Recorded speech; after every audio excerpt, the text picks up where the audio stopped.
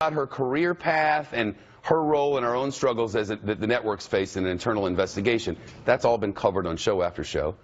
I really thought the most interesting part was where she revealed she's been a victim of bullying by a presidential candidate, but first as a child. I had some bullying when I was in elementary school. And what really happened was I moved, and my seventh grade year was really a full year of bullying. And it was brutal. I mean, it was a form of torture, where I belonged to a group of girls, and then one day, for no apparent reason, the group turned. And I had no friends. I mean, I had no friends. I had nobody to talk to. They would shoot spitballs at me. They would try to trip me. They would make fun of me. They would mock my weight, and they would mock my skin, which was not good at the time. And I would go home, and I would just cry at night. I was so alone, and I felt so unlikable. And, you know, it was 1982, 1983, so it's like this was not the age of helicopter parenting, where the parents would have been all up in there and the guidance counselor would have been. I mean, I went to the guidance counselor and nothing happened. And it wasn't until the end of the year when a beautiful angel named Heather Shepard, Kelly was my good friend. She was my lifelong best friend. But Heather Shepard threw me a line and sat with me, and my mom always said, all you need is one. And she was right, but I'll tell you, Shepard, that to this day, that bullying, it affects my coverage as a news person. It affects how I see stories. You know, it affects how I approach stories and even what stories we decide to put in the show every night. And then Donald Trump bullied you. Well, I had some familiar. When it started happening with Trump, I was like, this is familiar. Okay, I've been through this before. And so, you know, it's always good to find a silver lining, but I would say that that was one. I had already experienced a year of bullying, and there was something to fall back on. Then when Trump did it, you knew what it was. Yeah, I mean, I always take a little issue with the notion that he bullied me, because I think the technical definition of bullying is somebody tries to strong-arm you into compliance and then you comply. And so I feel like it was an attempted bullying. Attempted bullying? Yeah, because he never got me to comply, right? The definition that I have from is a person who uses strength or power to harm or intimidate those who are weaker. He certainly tried to bully. There you go. So that's my point. So I was not intimidated. Listen, I was scared at times for my safety, and there were some tearful nights, but I never changed my coverage because of his threats or his attention. And that was a real test of me and my team here at Fox News, all of whom stood shoulder to shoulder, and we just had this motto. It comes from the movie Braveheart. You know the movie Braveheart, where they're holding those sticks, and the horses are coming, the cavalry's coming, and Braveheart just keeps saying, hold, hold.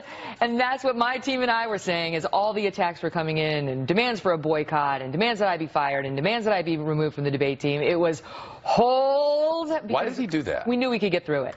Why did he do it? You're going to have to take that up with Dr. Phil. I don't know. I don't really understand. All I know is he told me he was genuinely angry. He was angry all those months about, in particular, that debate question, and he didn't like what he was seeing on my show night after night. He thought it was unfair to him. And then you had the Trump Tower discussion, which I know was sort of off the record, so you can't talk about the details of it. But when it was over, how did you feel? Relieved.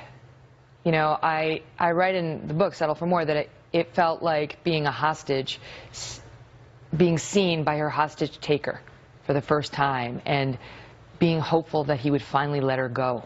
You know, it was just, I didn't ask him to stop the bullying. I didn't apologize to him, which is what he had been demanding, nor did he apologize to me.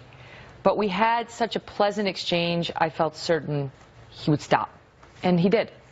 Surviving the bullying is something that you've clearly done. It's something that clearly was a theme within this book.